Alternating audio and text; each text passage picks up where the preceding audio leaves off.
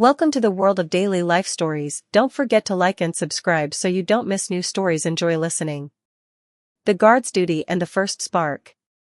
Sergeant David Thompson had been standing at his post outside Buckingham Palace for 6 long years. A black man with unwavering resolve, he was one of the few men of color to don the iconic red uniform of the Royal Guard. The weight of his responsibilities stretched far beyond just standing still in the searing London sun. As part of the most famous ceremonial unit in the world, he stood as both a protector of the monarchy and a living symbol of British tradition. The heat on that summer day was almost unbearable, the sun hanging heavy in the sky, casting long shadows across the stone courtyard of the palace. Every muscle in David's body ached as the sweltering summer air threatened to overwhelm his discipline. Sweat dripped down his back, soaking through the thick wool of his tunic, but he remained steadfast. His posture was perfect, his gaze fixed forward as the changing of the guard ceremony unfolded in front of him. His thoughts were focused, almost meditative, no room for distractions, no room for weakness. He was here to serve, to uphold the dignity of his station. Despite the overwhelming heat, David had long ago learned to ignore discomfort. Every ounce of his being was trained to withstand whatever was thrown his way, both physically and emotionally.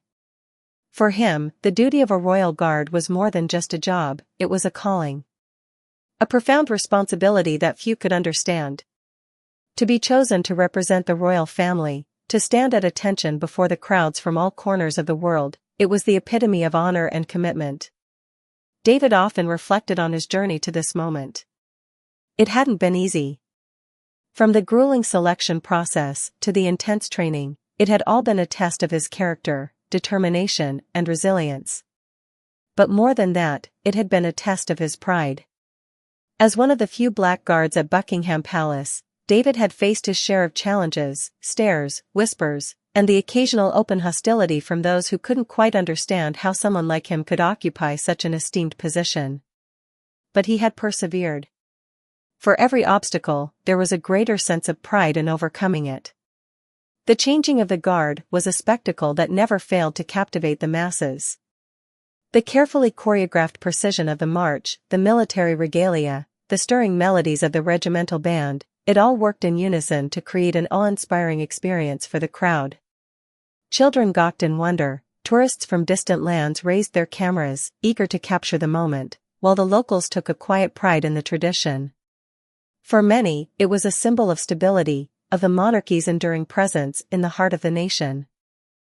David had learned long ago to tune out the distractions, the excited murmurs of tourists, the flashes of cameras, the occasional shout or remark.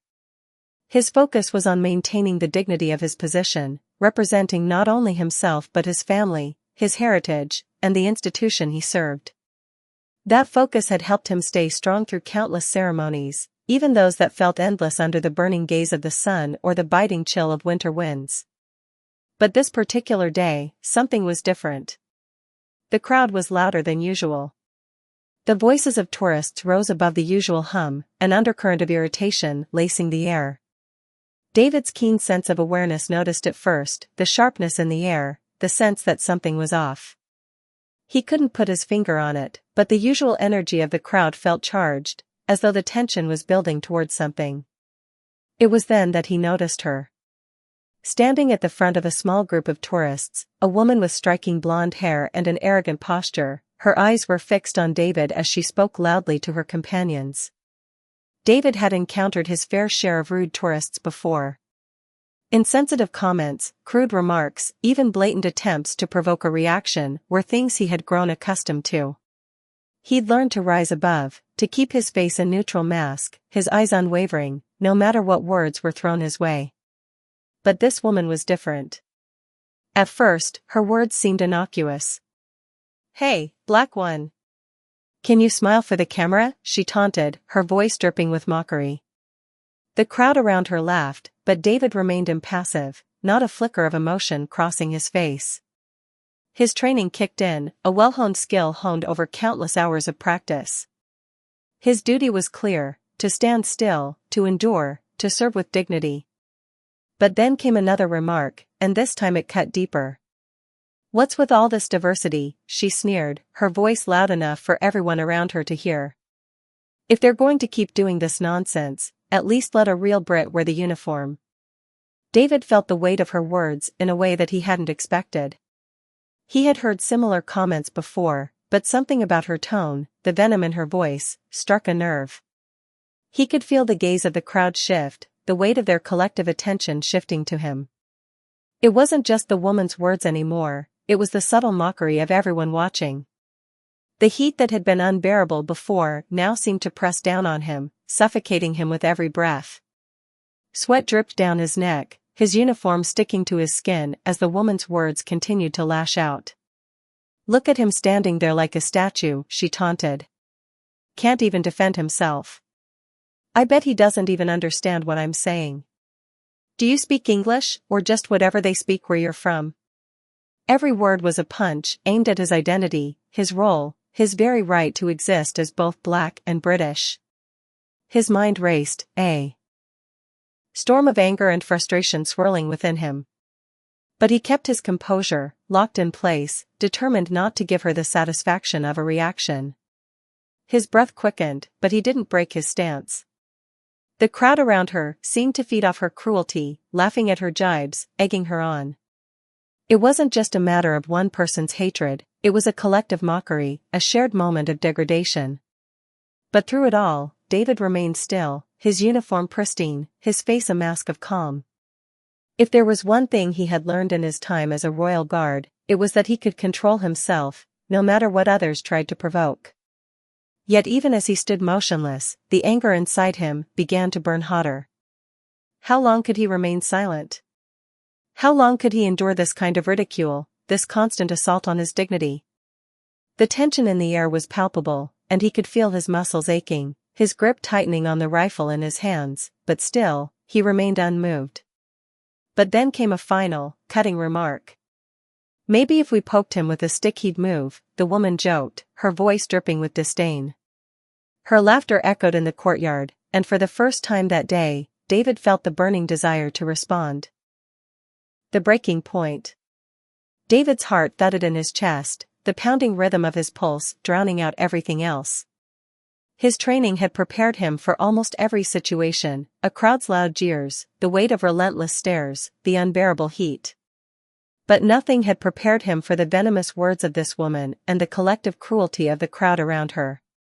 It was as though their laughter had become a force of its own, an energy that surged through the air, smothering him, suffocating his resolve. The comment about the stick was the last straw. A sharp pang of indignation shot through his body. It wasn't just an attack on him as a person, it was an attack on everything he stood for, everything he had worked so hard to achieve. David wasn't just a royal guard. He was a soldier, a son, a symbol of resilience.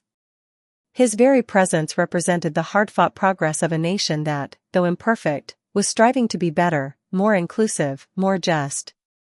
And yet here was this woman, with her careless words and her callous attitude, undermining it all with nothing more than a sneer. David's mind raced. He could feel the heat in his body now, not from the oppressive sun, but from something deeper, an emotional fire that threatened to burn him alive. He had spent years cultivating his composure, forging a wall around his emotions, teaching himself that his duty came first. But this woman, with her blatant disrespect, had cracked that wall open. For a split second, he was paralyzed. Should he remain still, silent, and endure? Should he continue to suffer in the name of tradition, to uphold the dignity of his uniform at the cost of his own self-respect? Or was it time to stop tolerating this kind of hatred, to stand up for himself and take action, to show the world that his silence did not mean submission? As the woman's laughter echoed, David felt something inside him snap. A wave of clarity washed over him. He could no longer be the invisible figure in the crowd, the object of mockery.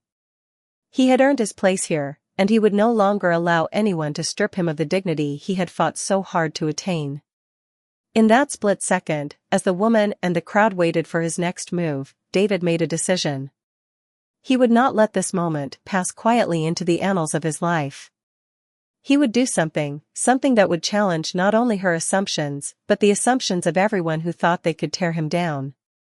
He wasn't just a royal guard. He was more than the uniform he wore, more than the tradition he upheld. He was a person, a human being, with dignity, pride, and the right to demand respect. The woman's taunts, her sneers, her cruel words, they were nothing but the loudest echoes of ignorance. And it was time to put an end to it. David's fingers twitched around the bayonet of his rifle, a split-second decision to act. But it wasn't the rifle he was thinking about. His actions had to be more powerful, more precise than a simple retaliatory blow. He needed to show the crowd, to show this woman, that even in the face of blatant provocation, he could rise above, that his strength was not in his ability to fight back physically, but in his capacity to uphold his own dignity. With a swift motion, David turned his body toward the woman, breaking from the rigid, traditional stance of the royal guard. His eyes met hers, and for the first time in his life, he allowed himself to truly feel something in the moment. The crowd fell silent, sensing the shift, the sudden tension in the air. "You think I don't belong here?" David's voice was low but firm, a controlled anger simmering beneath the surface. The words hit the woman like a punch to the gut, her smirk faltering as she took a step back. The mocking energy that had once surrounded her now seemed to wane, the force of David's voice carrying a weight she hadn't anticipated. The crowd around them began to stir, shifting uncomfortably as they witnessed something unexpected. For a brief moment, it felt as though the atmosphere had shifted entirely. The woman's face, once filled with arrogance and contempt, now seemed unsure, a flicker of doubt clouding her eyes. But David wasn't done. His gaze never wavered from hers. "Let me tell you something," he continued, his voice steady but filled with a quiet intensity. "I didn't just wake up and decide to wear this uniform. I earned it. Through sweat. Through sacrifice. Through every single moment of adversity that came my way, I earned it." He took a step forward, breaking the invisible barrier between them. "And so did every other man and woman who stands here in service to the crown. You don't get to diminish that. Not today. Not ever." The woman opened her mouth, but no words came out. The confidence she had once projected was gone, replaced by a deep, unsettling silence. The crowd, now fully engaged, began to murmur, their attention shifting from the spectacle of the ceremony to the confrontation unfolding before them. For a moment, David wondered if anyone else had ever spoken out against the casual cruelty of tourists who felt entitled to mock those in uniform. It was a moment of realization for him. He wasn't just speaking for himself. He was speaking for everyone who had ever been unjustly treated, for anyone who had been belittled or humiliated simply because of their identity. For the first time, David didn't feel like a living statue. He wasn't a symbol to be revered or an object to be stared at. He was a man, a soldier, and an individual with the right to demand respect. And in that moment, he realized that speaking out, standing up for himself, wasn't just an act of defiance. It was a responsibility. As the crowd fell into a stunned silence, David held his ground, his posture unshaken, his gaze unbroken. But deep inside, something had shifted. The anger that had once simmered within him had transformed into a quiet strength. The decision he had made, to speak out against injustice, to take control of his narrative, had opened up a new chapter in his life, one where he would no longer allow others to define him, to reduce him to their narrow, prejudiced views. David's words hung in the air like a thunderclap, the reverberations of that moment rippling through the crowd. The woman stood frozen, her lips pressed tight as though she had just realized the weight of her actions. The crowd around her had stopped laughing, some even looking ashamed of their complicity. David's strength had forced them to reconsider their own complacency, their own silence in the face of hatred. And then, without a word, the woman turned and walked away, her head lowered, her footsteps retreating from the scene. The crowd parted, giving her space, and for the first time that day, David felt a sense of peace settle over him. It wasn't just that he had won a small victory over this woman. It was that he had stood up for something bigger than himself, something that transcended his uniform and the mockery of a few ignorant people. As the changing of the guard ceremony continued, David's mind was clearer than it had been in years. He had always known that duty and honor were not just about standing still or enduring discomfort. They were about what you stood for, about how you handled the moments when the world tried to strip you of your dignity. And in this moment, David knew that his true strength was not in his ability to stay silent, but in his ability to rise above, to speak out, and to make sure that those who came after him would never have to endure what he had. The ripple effect. The changing of the guard ceremony continued without further interruption, but for David, everything had changed. His mind replayed the moment he had broken his silence, the echo of his words still ringing in his ears. He had confronted the woman, but in a way, he had also confronted every moment of injustice, every racial slur, every insult that had been hurled at him during his time as a royal guard. It felt like a release, like he had unburdened himself of years of pent-up frustration. But he knew this was just the beginning. The consequences of his actions would ripple through the crowd, through Buckingham Palace, and even through his life in ways he could never have anticipated. The day dragged on as David stood at his post, his uniform clinging to his skin as the summer sun beat down upon him. Sweat trickled down his brow, but he barely noticed it. His mind was too occupied with the events that had just unfolded. He felt like he had made a stand, not just for himself, but for anyone who had ever been belittled or silenced by cruelty and prejudice. It wasn't a small thing. And as much as he longed to return to the quiet, predictable routine of his duties, he knew that would never be possible again. Soon, news of the confrontation began to spread through the crowds. The tourists, who had witnessed the tense exchange, couldn't help but talk about it. Some whispered in shock, others spoke in praise of David's bravery. It wasn't long before the story found its way onto social media, the footage of the altercation capturing the attention of thousands.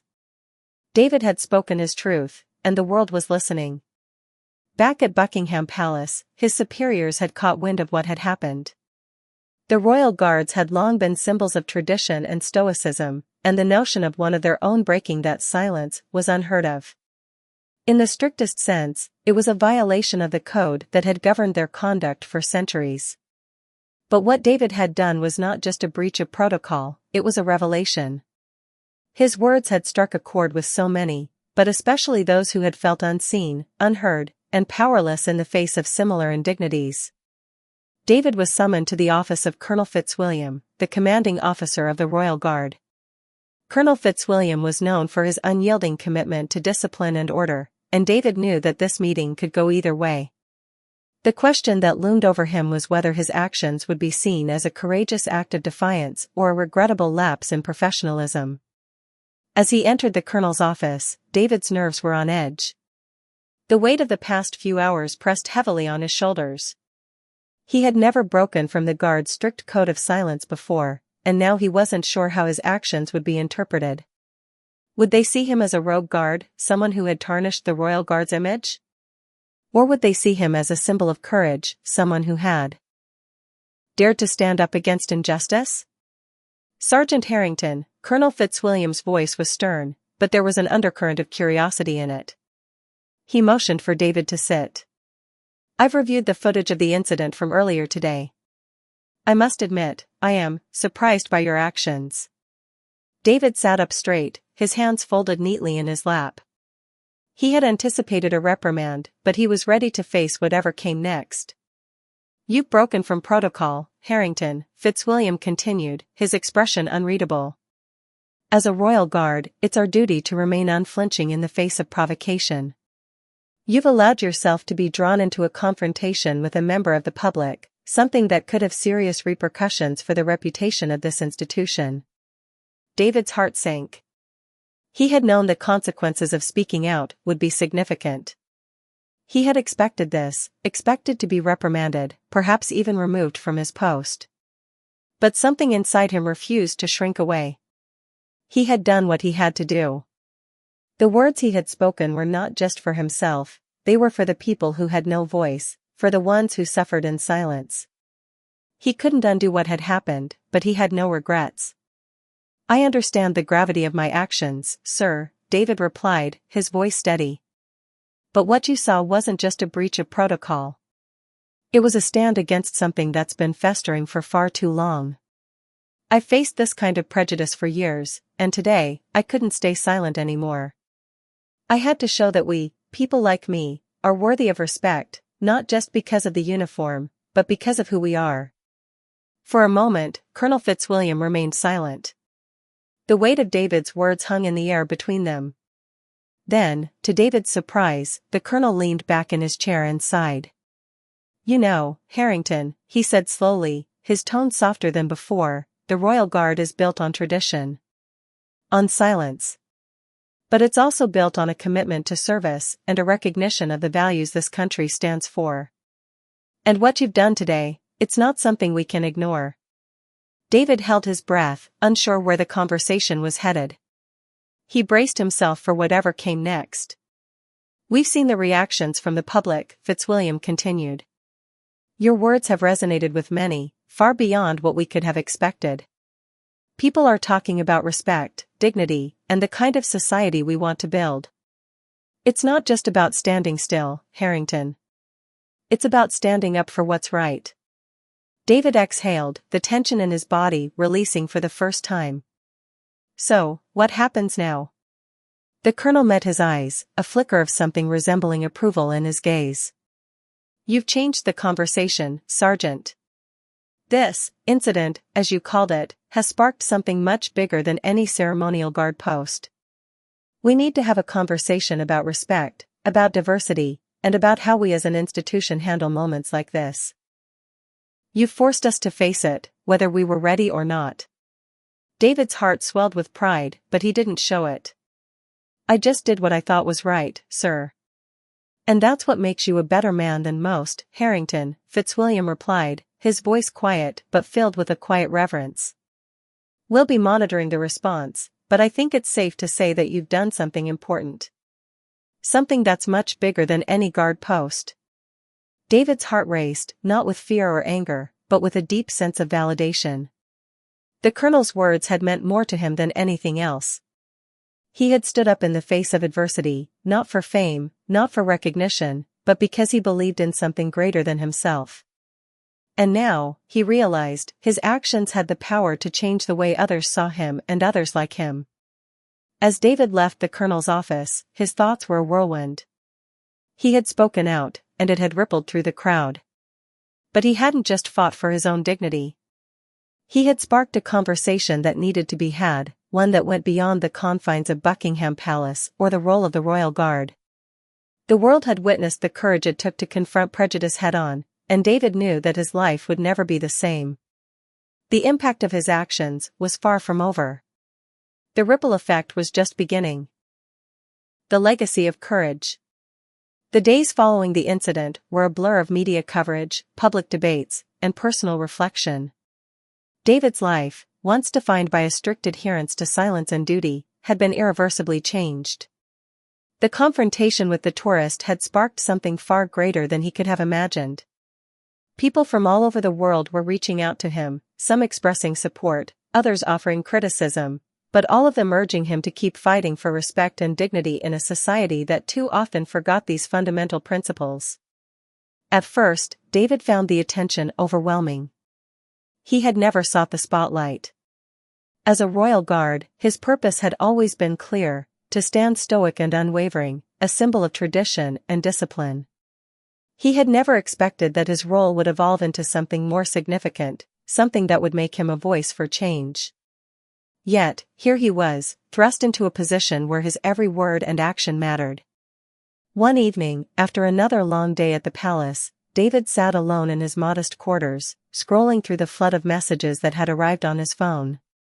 There were messages of gratitude and admiration, stories from strangers who had endured similar experiences, and even letters from activists who saw in David the embodiment of the fight for racial equality.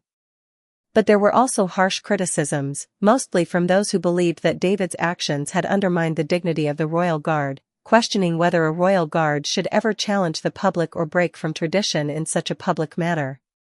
David had never been one to shy away from criticism, but this was different. This was a challenge to his very identity, not just as a soldier, but as a man who had come to terms with his place in a world that often placed limits on what he could achieve. The duality of being both black and British, of wearing a uniform that represented tradition while carrying the weight of racial history, had always been part of his internal struggle. But in that moment, David realized something profound: he no longer needed to prove his worth to anyone. The courage he had shown in confronting the racist woman that day had already proved something much more important, not just to the public, but to himself. The colonel's words still echoed in his mind, especially the part where he had said, "You've changed the conversation." It wasn't just the British public that had taken notice, but people from all walks of life, those who had been silenced by hate, those who had longed for a shift in how society viewed race, and those who had believed that the status quo could never be challenged. One morning, David was summoned to Buckingham Palace once again, but this time, it wasn't for a reprimand or a formal meeting. The royal family had heard about his actions, and they wanted to speak with him directly.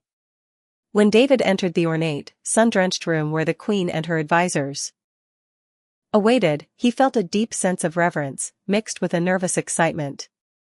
These were the very people he had sworn to protect. To be summoned by them was a rare and profound honor. Queen Elizabeth, ever dignified and composed, looked up from a pile of documents as David stepped into the room. She nodded to him, her gaze warm yet measured. "Sergeant Harrington," she said, her voice calm and steady, "your actions have reached beyond the confines of Buckingham Palace. Your courage, your strength in the face of such provocation, has been noted far and wide." David stood straighter, his heart pounding. "Your Majesty, I only did what I believed was right." The Queen regarded him for a moment, then gestured to the seat before her. "Please, sit. You've given us much to think about." As he sat down, David noticed that the room seemed heavier than usual, as if the weight of the royal family's legacy was pressing down on him. This was the moment he had long imagined, yet he hadn't prepared himself for the reality of it. He had spent his career standing still in the face of scrutiny, but now, he was being asked to speak for something much bigger than himself. "I've read the reports," the Queen continued, "and I've seen the reactions. I won't pretend that it was easy to witness a royal guard break the silence, but it's clear that your actions have ignited a conversation about something we cannot ignore. It's a conversation about respect. About the kind of country we want to be." David's chest swelled with pride, but he kept his expression neutral, as he had been trained to do. "It was never about breaking tradition, Your Majesty. It was about challenging the traditions that no longer serve us, traditions that allow cruelty and disrespect to go unchallenged." The Queen nodded thoughtfully. "I understand. And I agree, Sergeant Harrington. We are all part of something larger than ourselves. A nation's legacy is built on the strength of its people, on their ability to confront injustice and speak truth to power. You have reminded us all of that. You have reminded us of what it means to be truly British." The room fell into a reflective silence. David felt his heart swell with a sense of purpose, something he had never fully understood until now. His actions hadn't just been a personal stand, they had been a challenge to the very institutions he had devoted his life to serving. And in doing so, he had become part of a much larger movement, one that transcended the boundaries of race, class, and tradition. The Queen broke the silence. "You've become an example, Sergeant Harrington. But it's not just about the moment you faced. It's about what comes after. How do we move forward from here?" David thought for a moment before responding, his voice steady. "We move forward by keeping the conversation alive. By challenging the systems that perpetuate injustice, and by making sure that our actions reflect the values we claim to uphold. It's about leading with integrity and courage, even when it's difficult. Even when we are faced with resistance." The Queen smiled, a glimmer of approval in her eyes. "I couldn't have said it better myself. Thank you, Sergeant Harrington. You've given us all much to think about."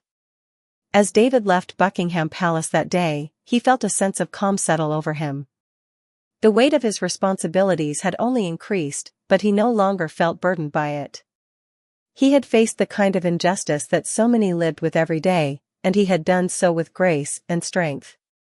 The consequences of that day would be felt for years to come, but they had also shaped the person he had become, a man who would no longer allow the silence of oppression to go unchallenged. David's legacy, now cemented in the hearts and minds of the people, would carry forward not just in the ceremonial halls of Buckingham Palace, but in the lives of every person who had been touched by his courage. His actions had sparked a change, and that change would continue to echo for generations to come. And in the end, that was the most powerful part of all.